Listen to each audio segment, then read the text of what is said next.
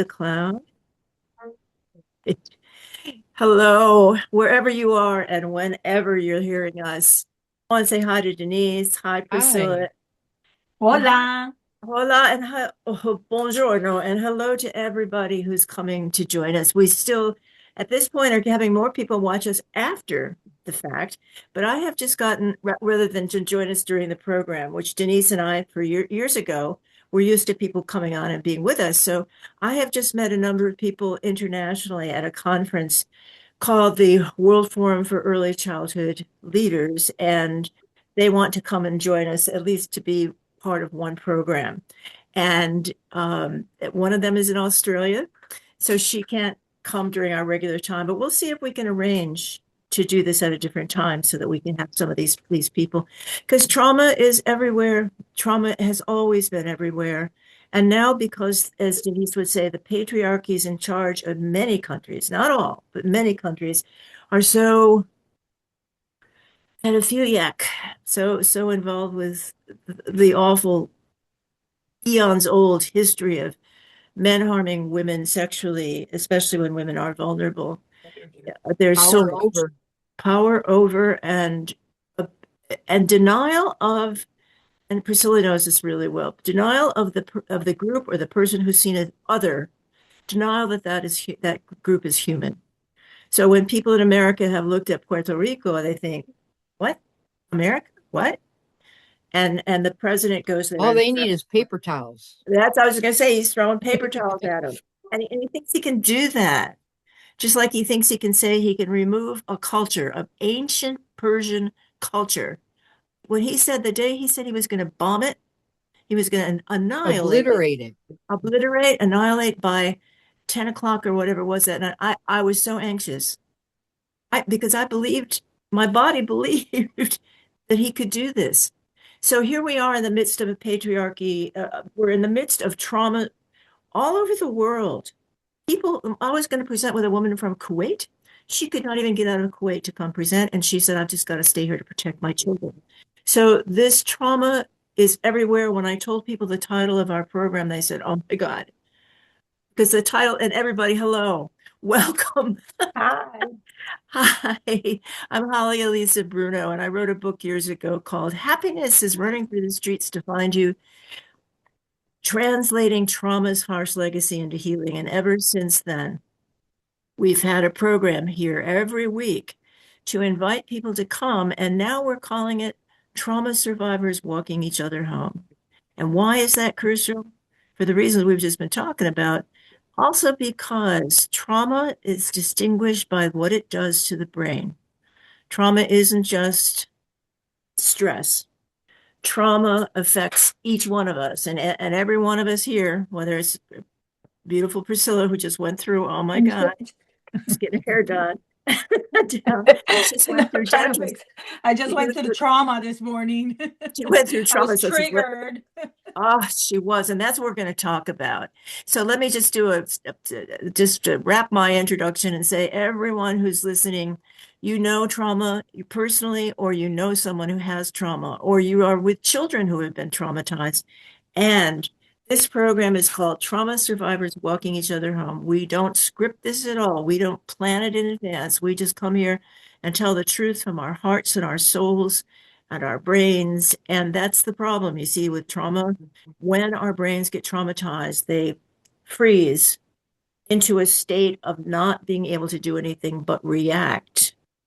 And the reaction is very limited, so that only about maybe 10% of the creative part of our brain, the executive function, can actually function. So all we can Right, we're do, way back here. way back here, we're way back. And what's back there, guys?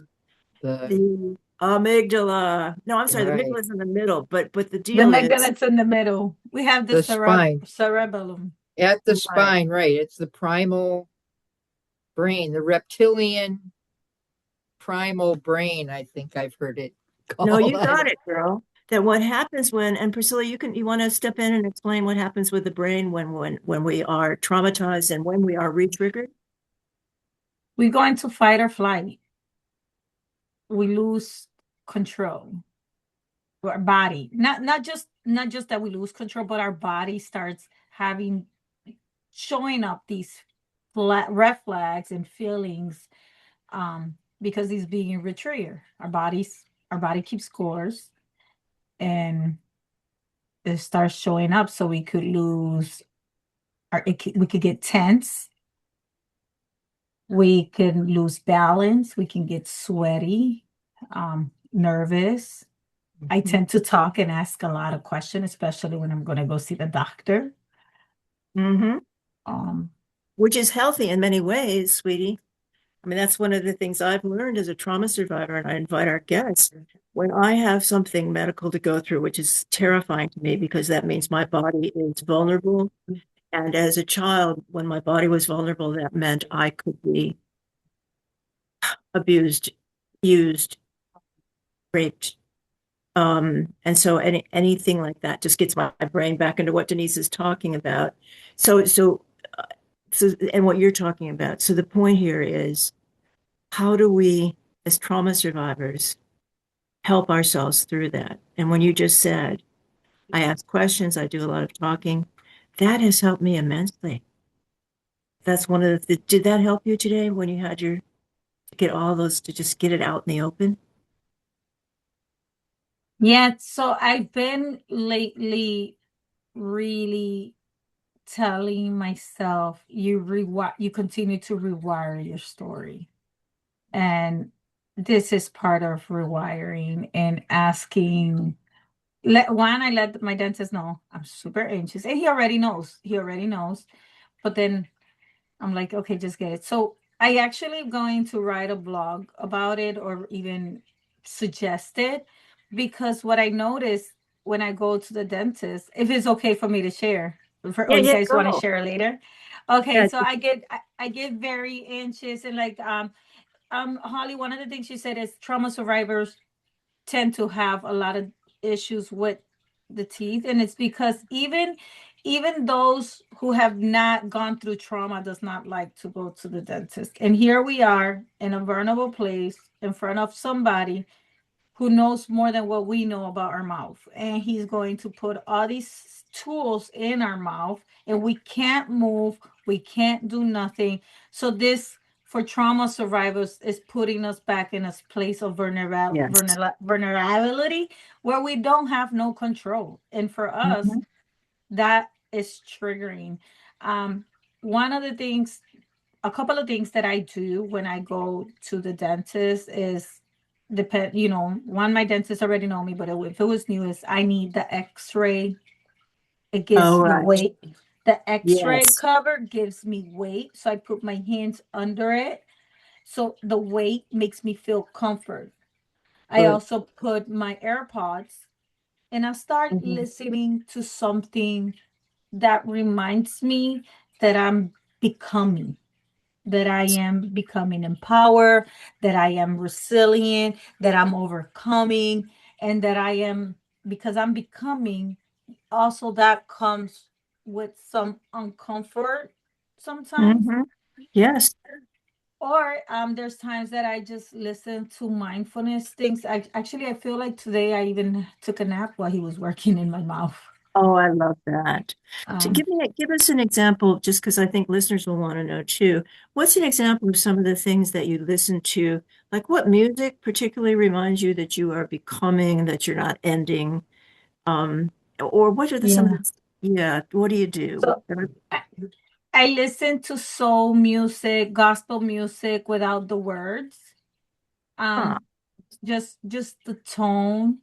Mm-hmm. I can listen to mindfulness, relaxing, just like the piano, um, and stuff like that.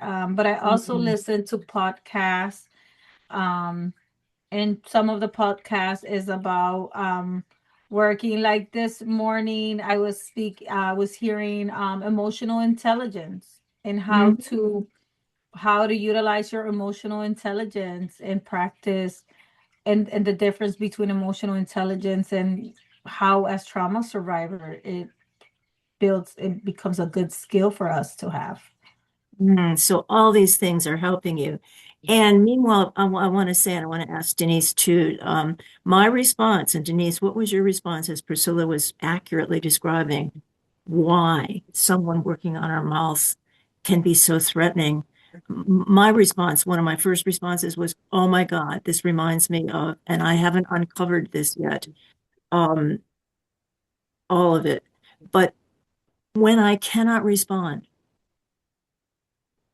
when I can't articulate, when I cannot speak up, when I'm silenced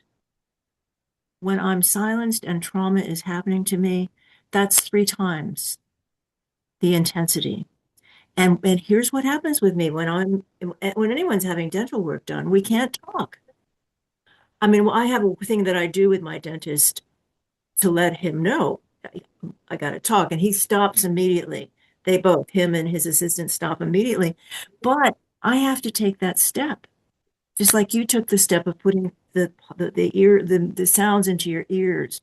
But I just wanted to say that out loud that I'm not entirely sure the many ways in which I was silenced as a child, but I know that I was silenced as an infant. I was not allowed to cry. And I literally felt, I've said this and it was in my book too, at age 3, when my older sister said to me, and she was a Karen, she said, don't cry, kid, they'll hit you harder. And I knew she was right. And I stopped the tears in my throat. And ever since then, I have had a trauma response where I start choking. I'm choking because those tears that needed to come up and the sound that needed to come up and my voice that needed to come out was restricted, couldn't come. So what you just described about not being able to talk, and not only that, but once the Novocaine and the other drugs go in, I could always articulate. And then I start feeling shame. That's my first response until I talk myself through it. So it's silencing. And one of the women I presented with for years, God bless her, she died of ALS. She was only 60 something. Crystal. She and I used to present a lot on speak up and speak out because the silencing is one of the hardest things. So I want to thank you for raising the issue of dental trauma. And I think it goes really deep for me. One of the real specific things is when I feel silenced, I feel my identity, who I am, is being once again annihilated. And Denise, when you were listening to Priscilla, I'm sure stuff struck you too. What did you feel like? Yeah, I get that mouth thing also. One of the components of my abuse involved my mouth. And so I do get like a gross feeling. And also, I had, extensive gum surgery, and that was a few years ago, and several. And I did tell the dentist too that if I get triggered, I will get up out of this chair Mhm. and try to get lost. And they were very, they believed me, which that was cool. And then I had a signal if I was feeling any feelings, pain, anxiety, anything. I could just put my finger up.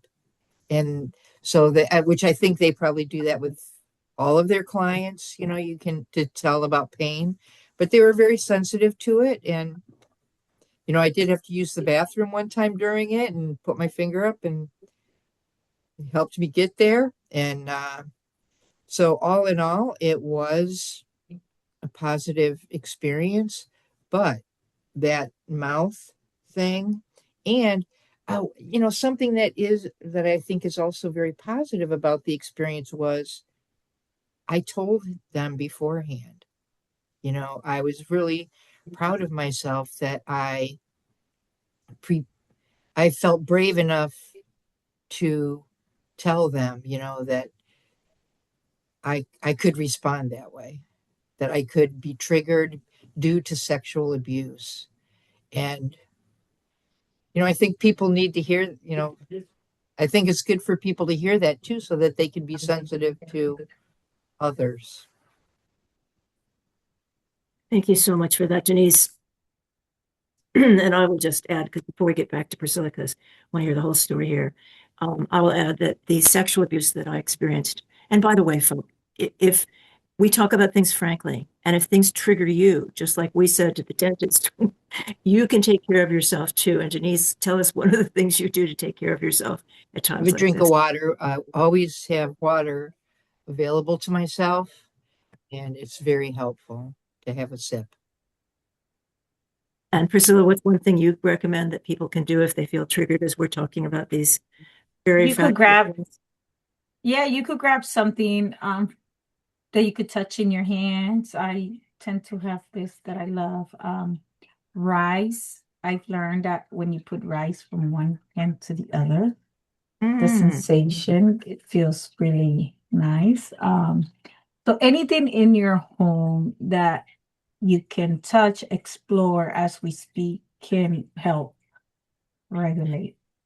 Thank you. And honestly, what all three of us are doing right now is talking about what's going on in our bodies.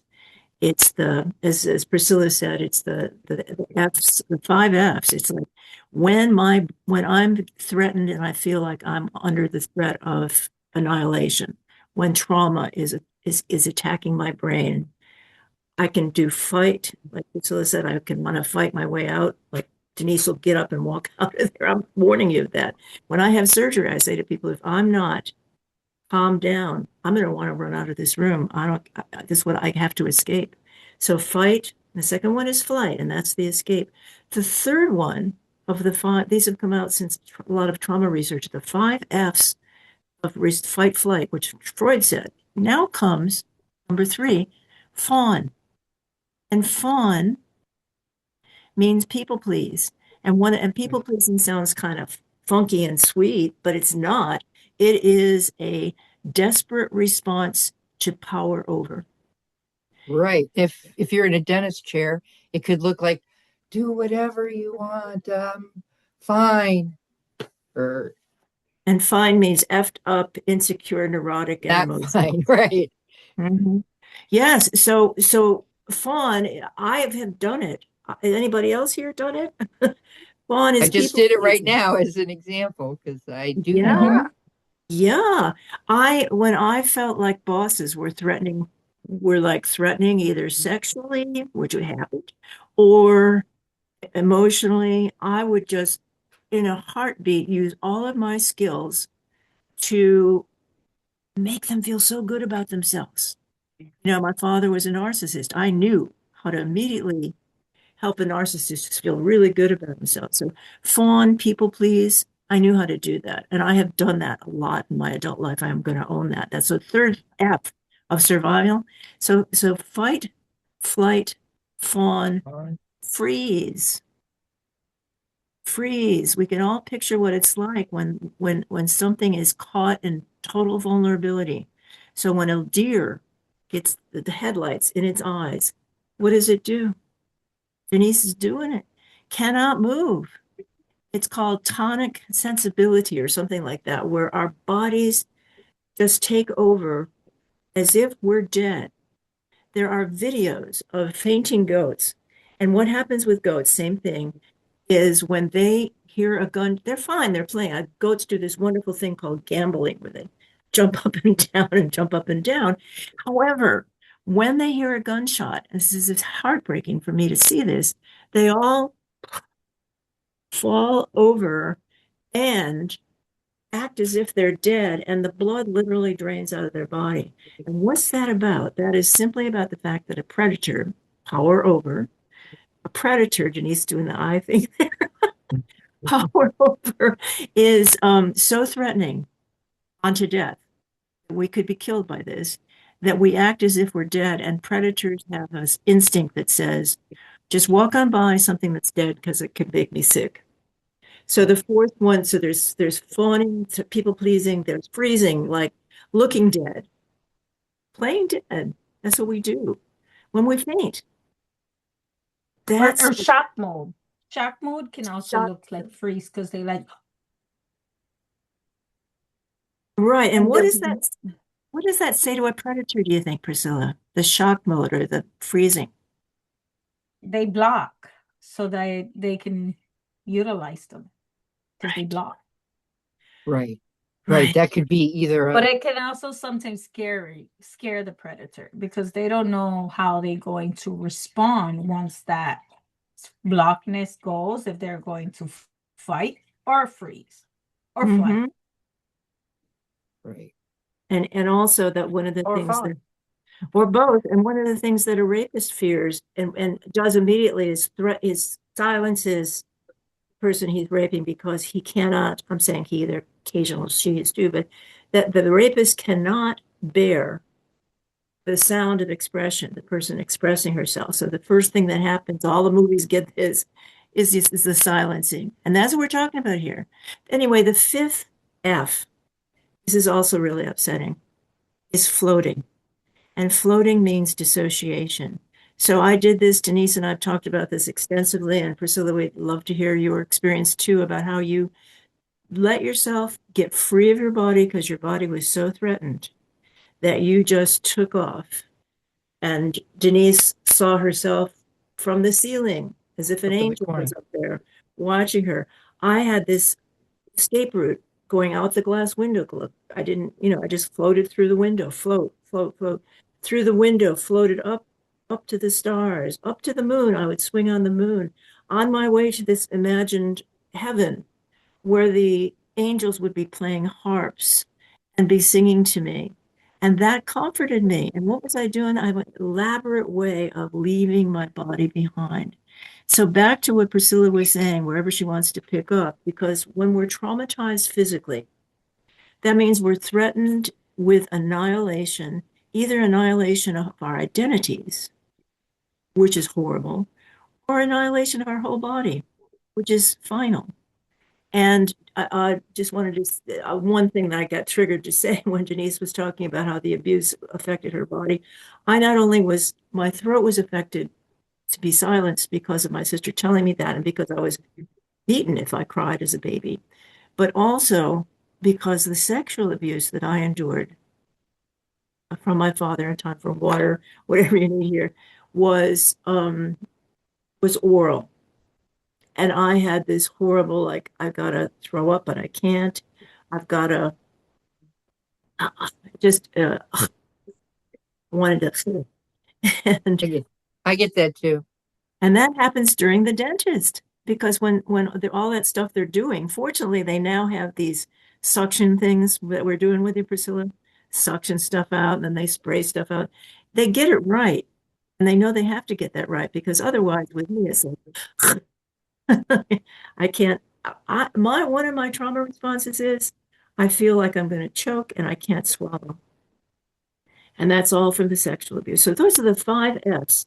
And I think they're important. I appreciate Priscilla doing the originals. But the other ones are important too because they get triggered.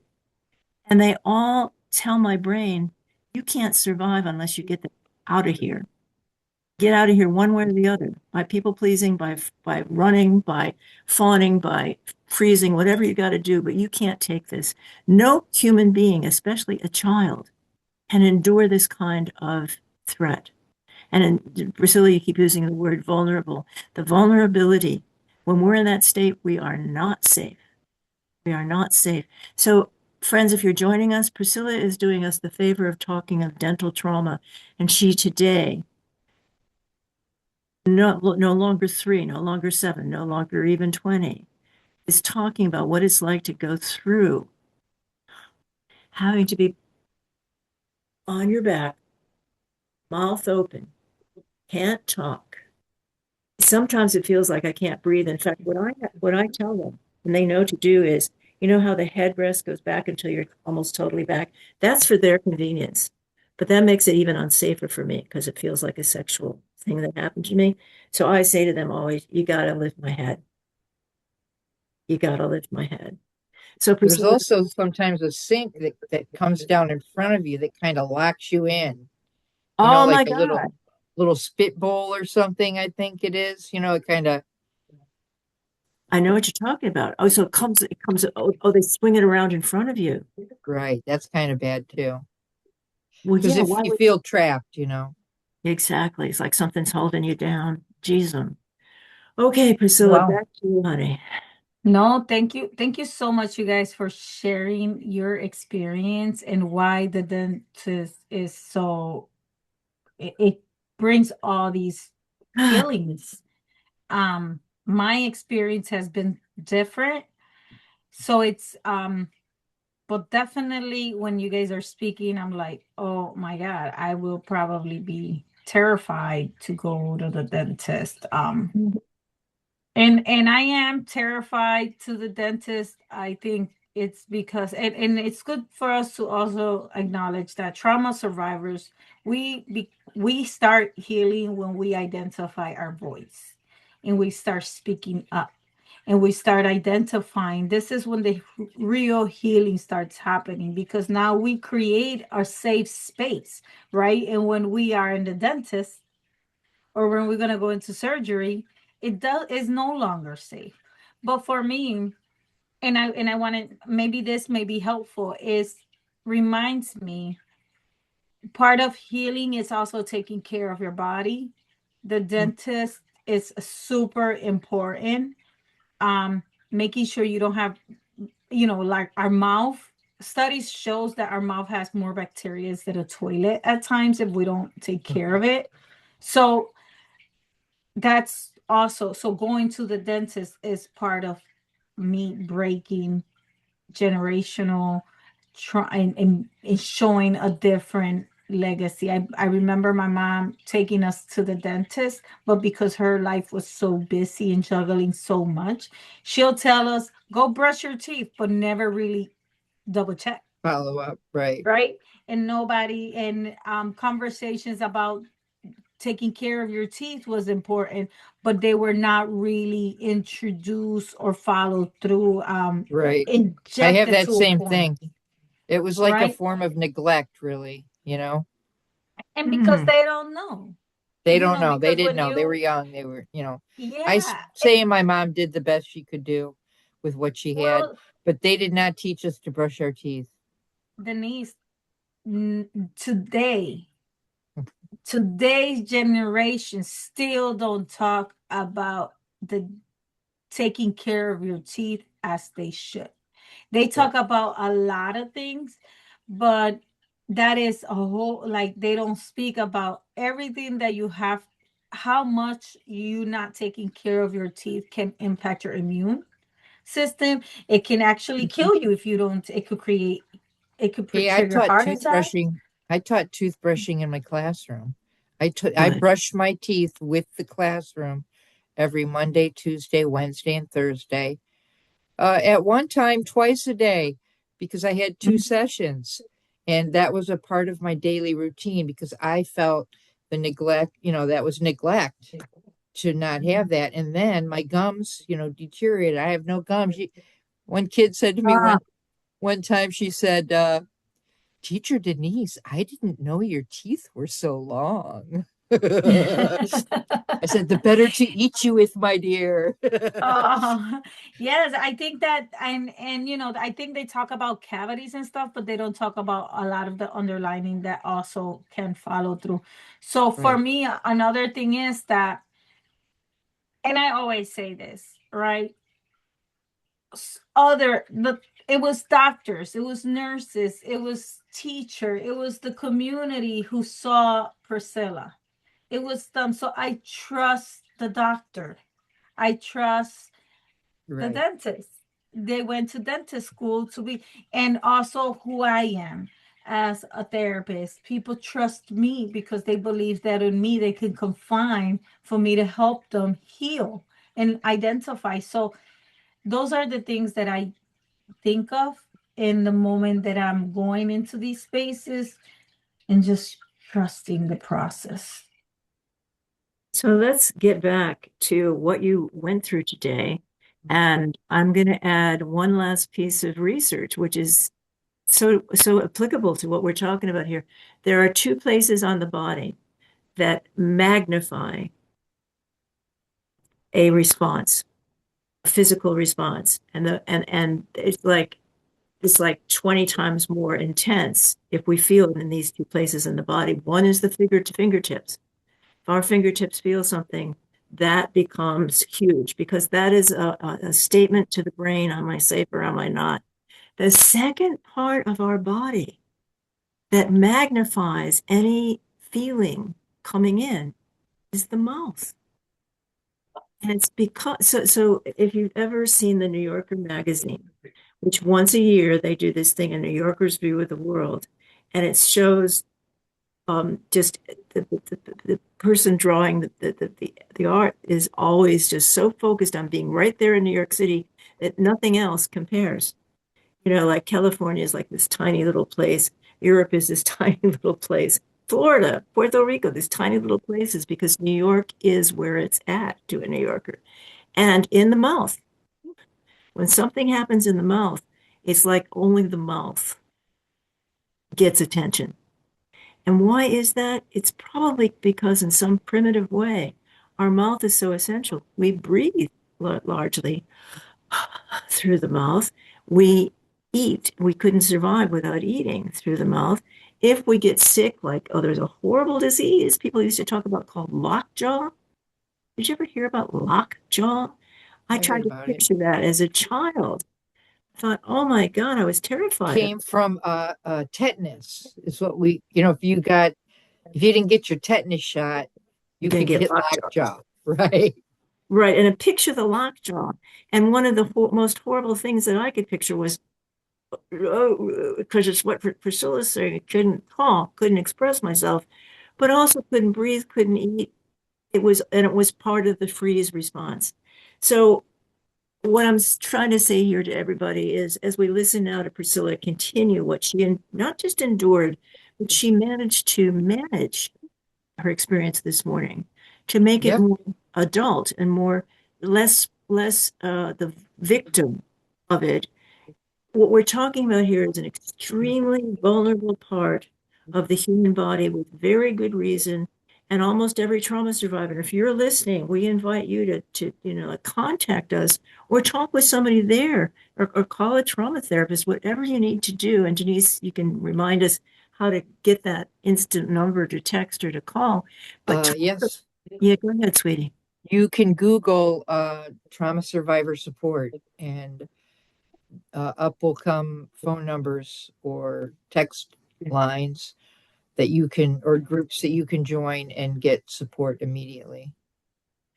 And just taking that step, it's always just taking that step out of the terrified zone to make that call, to punch in those numbers. That is a step out of being controlled by the terror. They will believe you. They That's will. the important thing is, that you need, you need to be believed in order to calm your trigger, in order to progress, Need to and be they will believe seen, you. heard, and Denise is exactly right. Somebody's got to believe you because how many children who are traumatized are told, like my father would say to me, you didn't see that, daughter. You did not see that. It's like the people in Minneapolis witnessing death at the hands of police type people. And they were told, well, that person is A terrorist. a terrorist, a domestic terrorist, got guns, going to shoot. Yeah, I want to share, even if you call and you Mm-hmm. feel, to our listener, if you feel like they're not validating your feelings for whatever reason, right? Because like the only reason I'm bringing this up is because I had a client who said that she has this provider that made her feel little by telling her, oh, just go and don't worry, everything's gonna be okay. And she felt like her feelings were being minimized. Um, and I had to explain to this my client, I don't think that provider was being intentional. I think that sometimes in the moment people build some sort of trust or don't think for whatever thing. And I want to put myself there as a clinician that I'm also vulnerable to make this mistake. What I really want to emphasize is that you have to believe you. Your feelings are valid, it's important. And if you call and this not feel right, let them know because they may not be intentionally, they may think they coaching you. So and I spoke about this actually yesterday, last night, about the difference between coaching and therapy. And a coach Mhm. is going to tell you, go get these things and watch, everything's going to be fine, because they coaching you to overcome something. The therapist or the clinician that you may be calling should be able to help you identify these emotions and identify where it comes from. So I'm curious, when they cause, I'm sure that some of those mistakes can sometimes happen. And I also want to say, as I'm here, is one of the things that you said, is, Holly, is continue being the victim in that moment. In that moment, you are the victim of the dentist in your head, right? Like, here I am, Right. he's in full control. And part of us healing is reclaiming who we are, who we're becoming, so we cannot continue being the victim. He's actually there to do a job for the best We're of hiring, you. we are hiring him to do a job for us, right? Exactly. And another thing that I think about, he is liable for making anything wrong to you, that it's not medically okay. So I like for people to know you have your rights when you are under medical care, and they have the liability to make sure that they're taking care appropriate to you. So that, I sometimes feel like, okay, so if they mess up my teeth, at least I'll have nice dentures, because they'll have to pay for them. So it's always, because I think as trauma survivors, we always think also We in the try. moment of anxiety, the worst case scenario. And every time I go to the dentist, I feel like they saying something new to me, or they finding something new. So I'm thinking like, okay, am I insurance, right? With all the experience and things that I've seen, I start thinking like, are they charging me over for whatever? Is this a way for them scamming the system? All these things come to Right. my head. I hear you. I hear you. In Oh, the actual procedure of the dentist, typically, if it's a male dentist, especially, there is a female with them, an hmm. Yes, assistant. as It the has, assistant, but he's the yes, doctor. right. But I mean, you always have that. To me, that is a safety feature that That may doc, be a legal requirement because it may when be. women have pap smears, that other intimacy, often now the doctor, if male or female, will invite in a witness. And that's legally smart, because if someone else is there, a third party who can say, I was there, this is what the doctor That did. did that. The doctor did not touch inappropriately. That's why they do that. And so I'm also thinking that the assistant is there to do all the women's work, right? Clean up. Right. But the assistant is also there to do the more unspoken women's work, which is to assure you that Emotional someone's there, comfort. Right. comfort, somebody's there for you. And then there's the legal thing, which is, as long as there's another witness. If the dentist does something, the dental assistant, of course, who's not objective, is paid by the dentist, but at least there's a third person there. Yeah. So this is all, what we're talking about is the complexity and the layeredness, the nuances of what trauma does to the body, what trauma does to our spirits, our souls. And so Priscilla just this morning went through this trauma and dealt with it like a person who's not totally a victim. And it's that transition out of being done to and being acting with. That is a kind of agency that helps us. But with me, when I'm really scared, it feels like that little girl in me is being done to. That infant that can't even move to get people out of the way is being done to. And honestly, let's just take a moment and reflect what's going on politically around the world. We are being done to. We don't So want to I see want, it. Yeah, go yeah, ahead. I remember that I started talking about patriarchy. Did I say it right? right? Right. And what's happening in this world. So yesterday there was a recognition of 100 women in leadership and Rise and Thrive, which I Mhm. was lucky to be nominated. And Congratulations. Yes. it was a very nice experience. So this morning when I posted it, somebody responded and they said, and a person who I has started to have some respect for, because of what he does. And he said, he tried to say, oh, wow, this was silly. How about we recognize LGBTQ?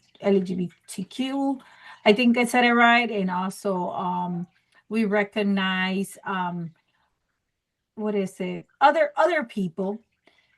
But we've been recognizing this since 1980, and little that he knew, right? Pictures don't capture everything that happened in that space. Hmm. But we had a person in representation. There was a person there in representation of LGBTQ community. And the panelists in saying, I this is why we matter, because we're breaking this. And it was, I get goosebumps just saying it because it was so touching, right? Another thing, oh, disability. He mentioned disability. And in the also there was a Mhm. there was a there was a dance group with all type. It was all diverse. It was inclusive, and you could see people with disabilities in the space as well. So he's speaking, and I said I could go, and he said some. He shares some points about our means or genders. Like men's really don't get these type of recognition. So in agreeing with him, I think, and yesterday after the conference we spoke, and I was like, it would be nice to see some conferences like this, and also for men's.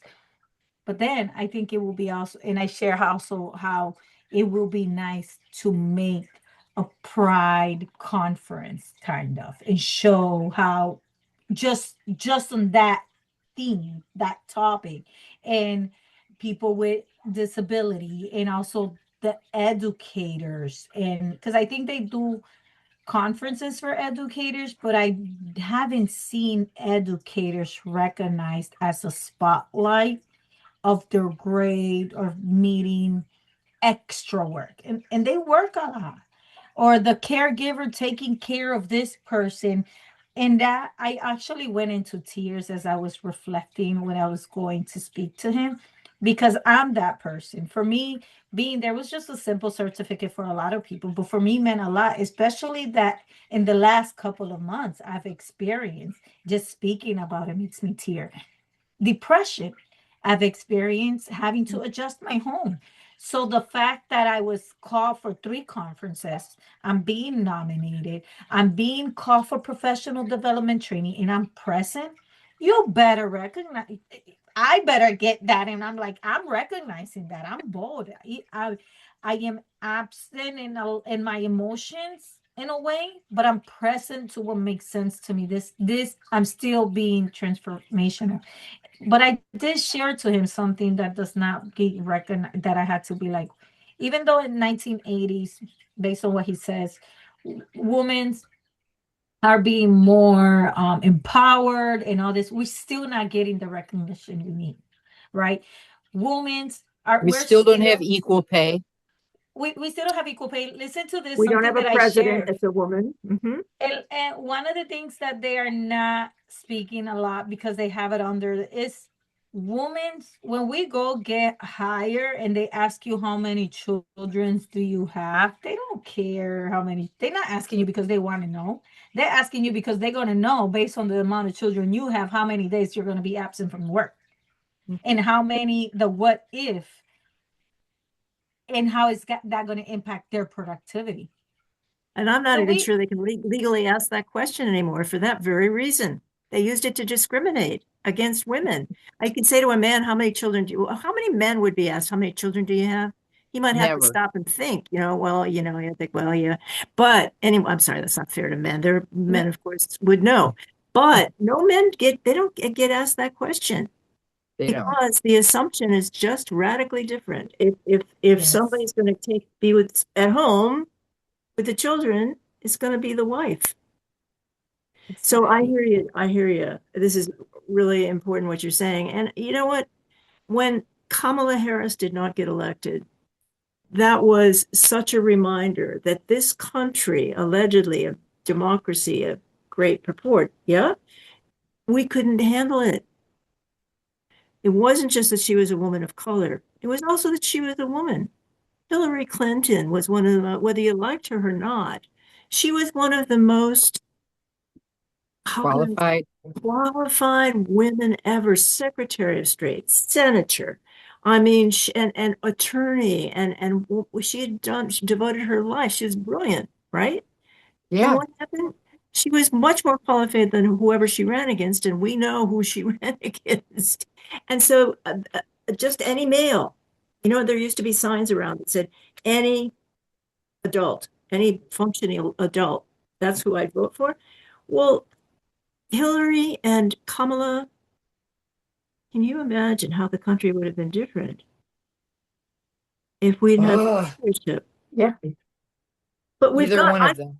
either one of them. And I honestly, what do you guys think? I think that America has a phobia, a fear of powerful women. Yeah. And I can understand why.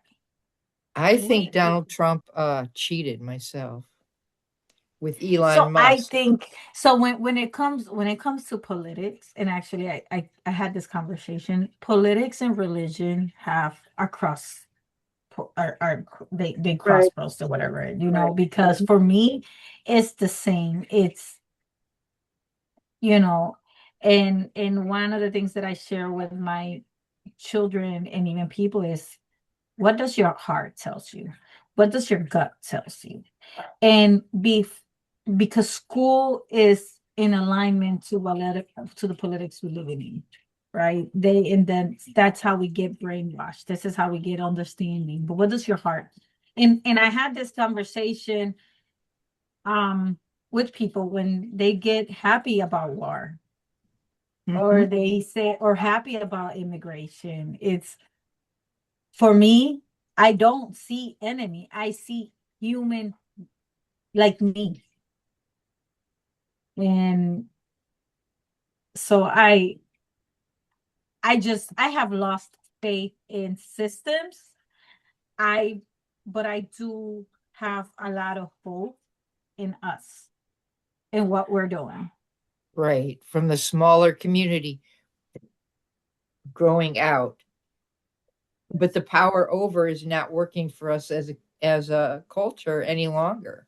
It just it's not working, and they're trying to grasp on the last little specks of power over, trying to exert, and it's not, it's not falling like it used to fall.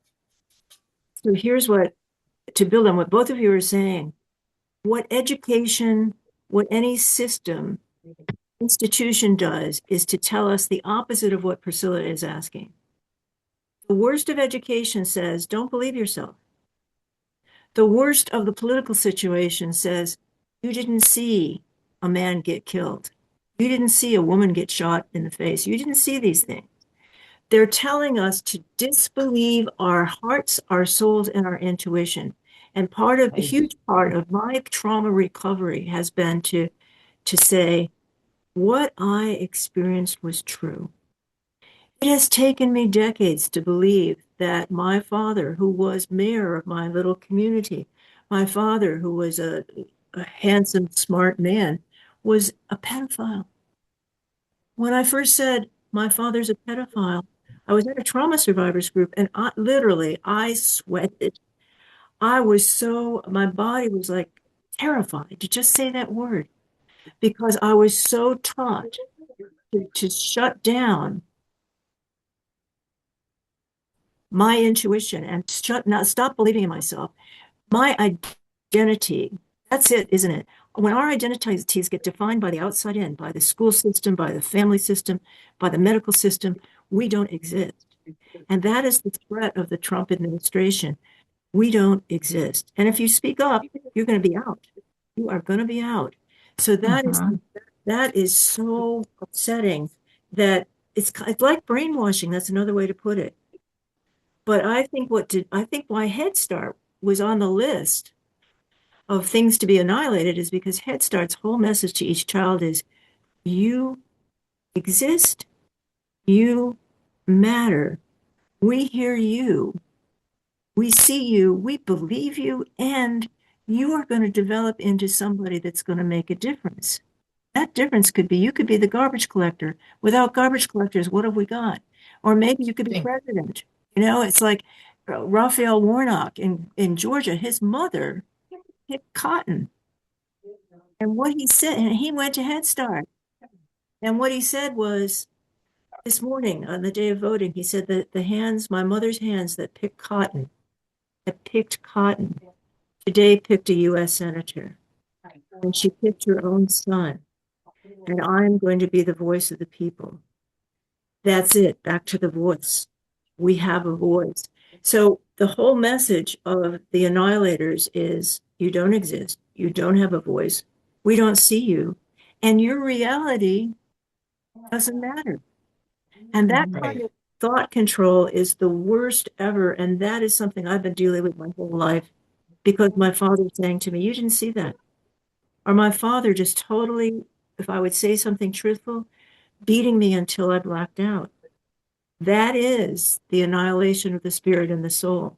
And every time I see Trump doing something like killing 175 young girls in Iran at a school, it's just like, we didn't do that. I literally saw that. He and Hegseth behind him say, we didn't do that. The Iranians did that.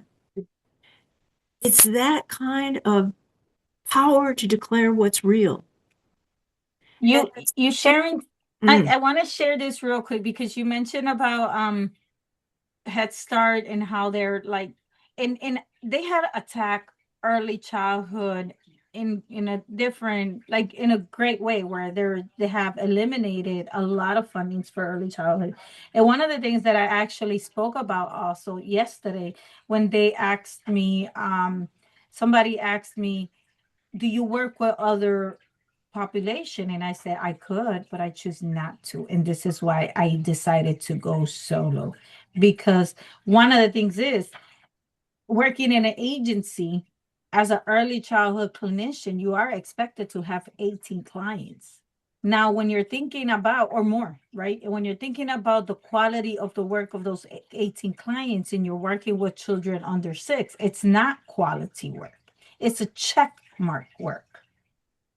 But to make it fair, clinicians are getting early childhood educators and clinicians and providers are getting paid the bare minimum based on their role.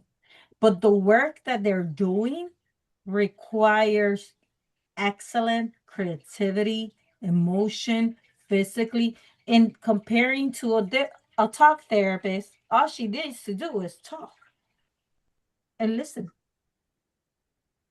every day, the expertise that is required of our intuition, our soulfulness, our emotional intelligence, every day, the emotional intelligence that we put into our work, even right in this minute, I am focusing on what is it that I really need to say? What's at the heart?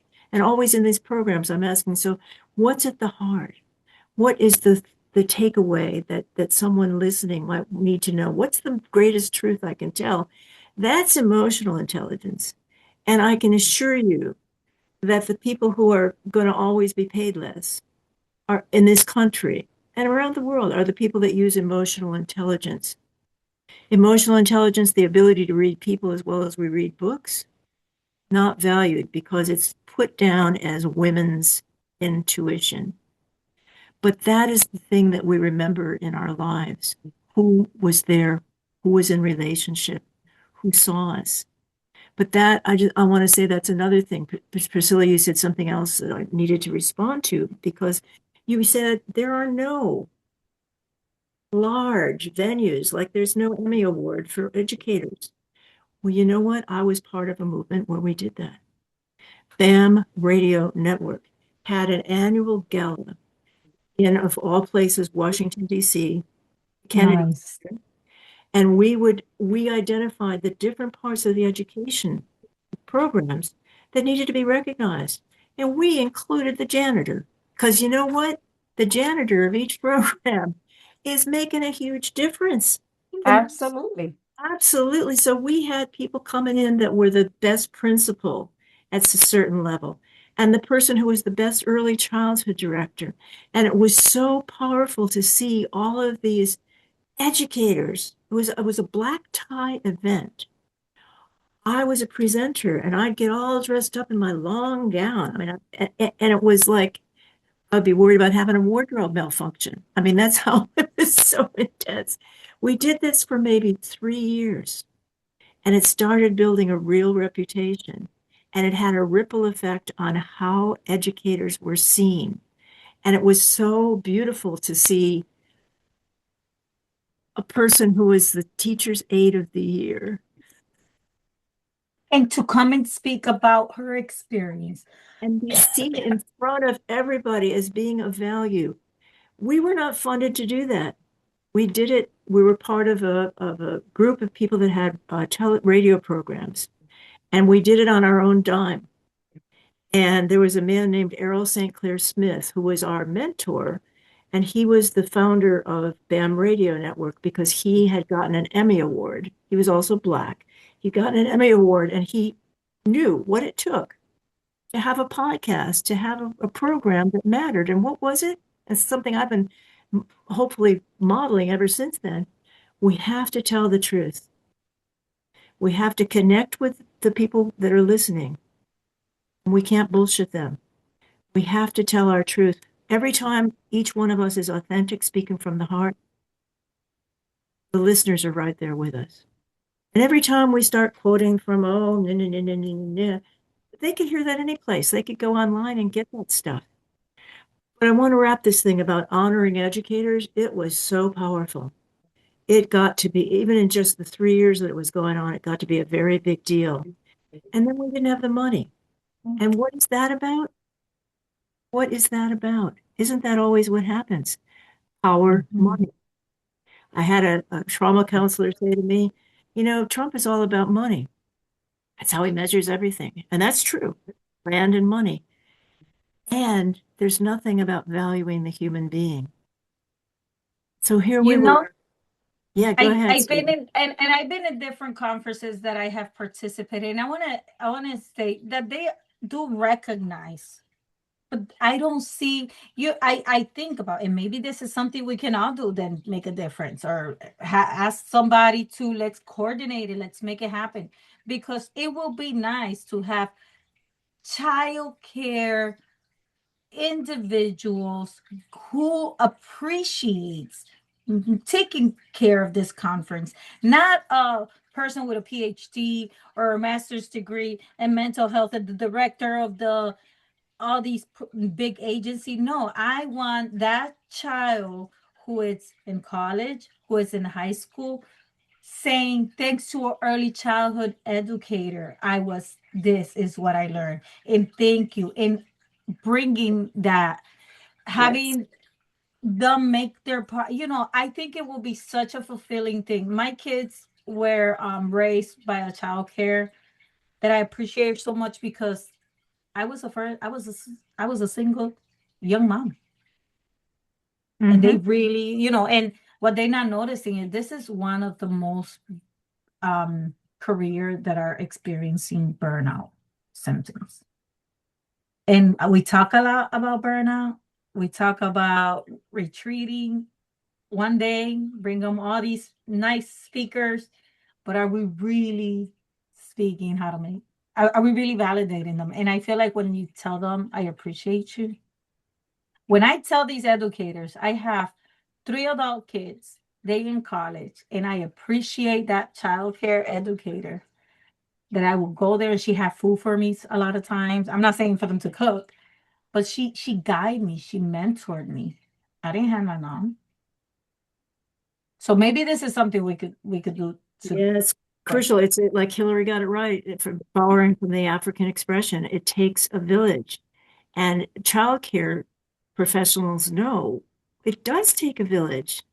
It's just one mom can't do it all. Our cultures tell us one mom can, but then what's going on behind the mom is often a whole bunch of kith and kin. They're really raising them. Mhm. So, my friends, I'm looking at the time. We have really about a minute to wrap. I love this because we have gotten so much into the heart of what it is to be a trauma survivor, self-care, and acknowledging that we were victimized and acknowledging that there's something inside of each of us that we can help each other bring out, which is our true power. So, I want to ask that question, my friends, as we wrap this up to the people listening and to Denise and to Priscilla, what is your true power?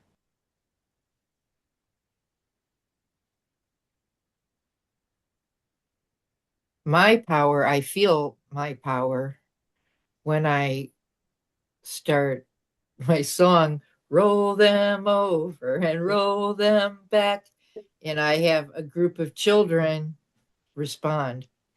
That is when I feel the most powerful in my life. And, and I mindfully try to give them power as well in that experience. So, you know, I'd love to hear more about that, but that's it. That is when you're being your true self. And right, Priscilla, Yes. thank you. Your true self and all of your strengths are flowing through that moment. And it's not a one-way street. Back flowing to you is the energy of the children being released to be who they're meant to be. right. That's power. Mm. That's not annihilating. That's not bombing. Priscilla, what about you? When are you, what's your power?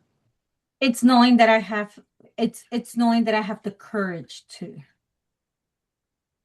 that I have the courage to defeat that. I have the courage to do that. I have the courage and the courage still is within me because I have utilized it throughout my life. Right? And I believe that that's what gives me that superpower of don't worry about nothing. Just stay focused. I love what you both are saying. Thank you. And for me, power is being my true self. Power is self-expression from my soul. And it is doing this in a safe way so that I'm not threatening anybody. And it's an offering, it's not a command. And it's also doing it in connection. So there's safety, there's connection, and there's authenticity. And so when I feel like I'm my most powerful is when we're at programs like this and we're just telling the truth. When I'm listening to you telling the truth, I'm in power because we're making the world a place where people can tell their truth. When we live in the truth, we are free. My heaven on earth is people being free to be themselves at every stage of life. That baby that needs a diaper changed, honey, don't just pull the diaper back to see if she needs a change. Talk with the baby. Say, sweetheart, I'm going to do this now. It's not power over, as Denise keeps saying. Power is bringing out the gift and the truth and honoring and respecting what's inside of each one of us instead of shaming. What we have is shame. We're given is shame. Every time Trump calls somebody piggy, piggy, shame of the soul. Religion's often shame. School system shame. Professional shame. Early childhood's the place where we lift up. We lift up everybody. And that's what my idea of heaven is. So the next question, maybe we'll follow up in a future program, and I'm ask this to the people listening too, is what is your power? What's your power? And I forgot the next question. How do you bring it? How do you bring it? How do you utilize it? How do you make manifest? How do you bring your power on earth in a way that uplifts the world rather than destroys the world? When we think I'm going to ask you guys this question, we need to end, but who had power that made the world a better place?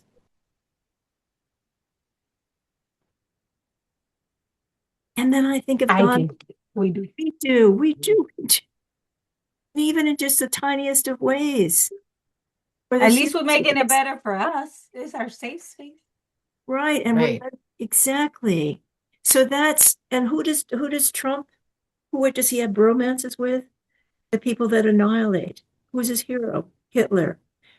People that kill people.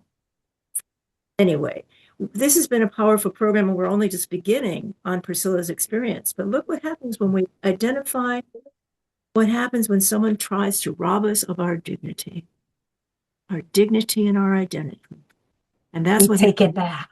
we take it back, and that's the trauma survivor walking each other home. So, my friends, join us every week, and all of these are recorded. So, and Priscilla is going to follow up in her own way with her own podcasts and all of those things where you can also get a connection to this. And I'm just going to let go of my putting my light under the barrel. We three need to see and discover together ways in which we can make sure that the world is exposed to the opportunity to join us. And I'm not saying we're so big and huge that we need that. I'm saying we're just telling the truth that everybody needs to be part of telling. We gotta, I have this leftover being a survivor of not blowing my own horn. If someone calls me or recognizes me, that's fine. But I can't say, we three have got one of the most powerful podcasts because every week we help each other and we tell the truth. And we tell the truth that most people know. So we've got to do something more. I'm just going to put that out to the universe. Universe, help us. Help us connect and be even more useful, helpful, interconnected with, and uplifting to all the people on earth who deserve respect, which is everybody. We'll see you next week. Peace.